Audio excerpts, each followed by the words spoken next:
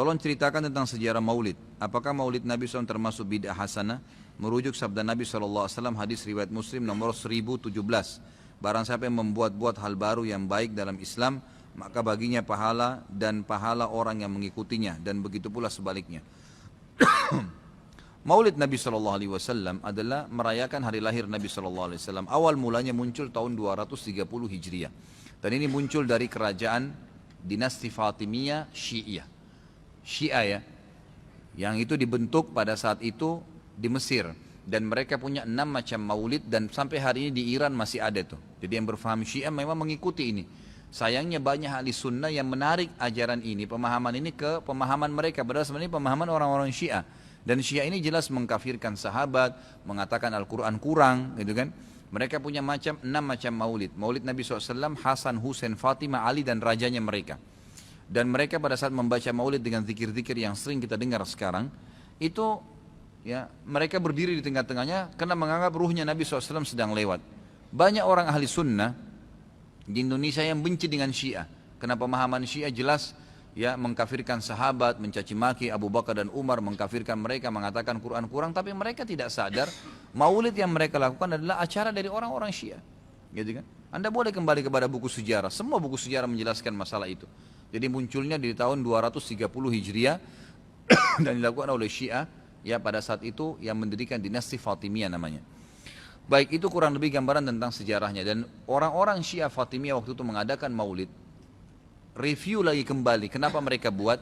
Ternyata mereka waktu itu di Mesir berbatasan dengan Bizantium, kerajaan Romawi. Dan waktu itu orang-orang Romawi mereka mengadakan maulidnya Nabi Isa, kan gitu. Maka orang-orang Syiah waktu itu mengatakan di Mesir, kalau gitu kita juga buat maulid untuk Nabi SAW. Maka dibuatlah. Dan sekarang Anda boleh tanya kepada siapapun, kiainya, habibnya, tanya, apakah Nabi SAW pernah melakukan maulid kayak Anda lakukan nih?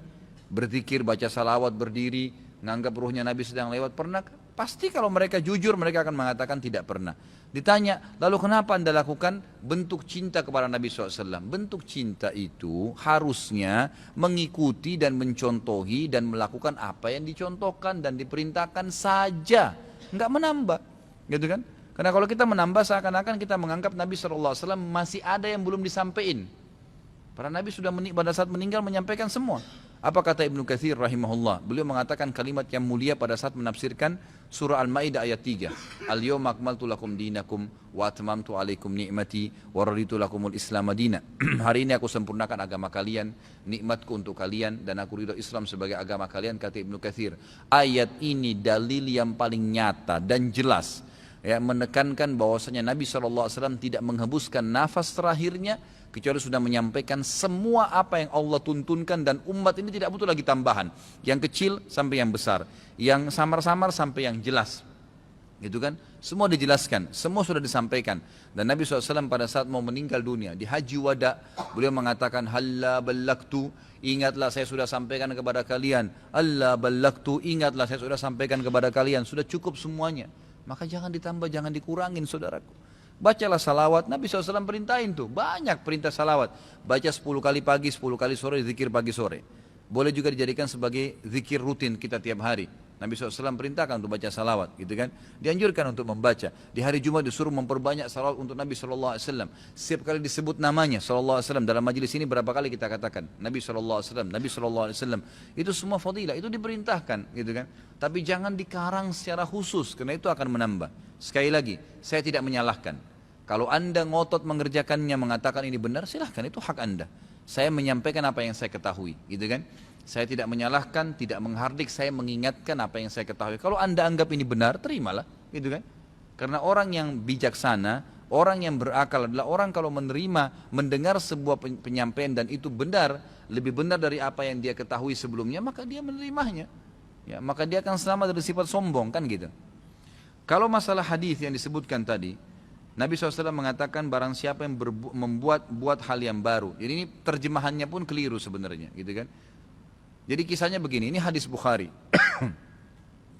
Nabi Muhammad SAW pada saat suatu hari, di siang hari, selepas sholat duhur, begitu kisahnya ya, melihat dari kejauhan waktu beliau mau keluar dari masjid, ada satu kaum Orang Badui, Arab. Arab ini orang Badui dari padang pasir. Yang datang ke Madinah berharap mendapatkan sedekah. Karena miskinnya mereka, dalam riwayat ini dikatakan sampai mereka hanya menggunakan satu lembar kain yang tidak dijahit. Mereka cuma lilitkan di badannya, ya, kalau ada angin tersingkap aurat mereka karena miskinnya. Dan mereka mengikat ujung kain itu satu sama yang lain di lehernya, gitu kan? Dan diikat juga di bagian bawahnya. Sehingga memang peka sekali bisa kelihatan auratnya. Dan dari muka mereka kelihatan, dalam hadis ini dikatakan kemiskinan. Wajahnya sudah hitam, kelihatan tua sekali karena susahnya. Lalu Nabi SAW naik di atas mimbar sambil berkata, ini pentingnya mempelajari sababul wurudnya hadis. Sebabnya hadis disebutkan, sama kalau ayat sababun nuzul ya. Perhatikan hadis tadi yang disebutkan, ini adalah sababul wurudnya. Ini saya ceritakan sekarang. Maka Nabi SAW naik di atas mimbar setelah tahmid dan salawat untuk diri beliau dan memuji Allah tadi, tahmid dan salawat, beliau mengatakan, wahai muslimin, sesungguhnya semua yang kalian kumpulkan di dunia tidak akan bermanfaat buat kalian. Semua akan habis. Sebaik-baik harta kalian adalah harta yang kalian infakkan selama kalian hidup. Maka berinfaklah sebelum datang masalah akhirat, datang kematian. Lalu dalam hadis ini panjang lebar Nabi SAW ceritakan masalah kematian, masalah hisab hari kiamat. Lalu motivasi, bersedekahlah sebelum terlambat waktunya.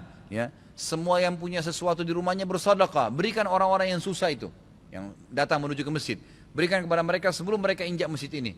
Lalu kata Nabi SAW, bersedekahlah walaupun hanya dengan sepotong kurma. Jadi kalau seseorang antara kalian punya kurma di rumahnya satu butir, bagi dua. Satu dia makan setengah, setengah dia makan, kasih setengah orang miskin ini.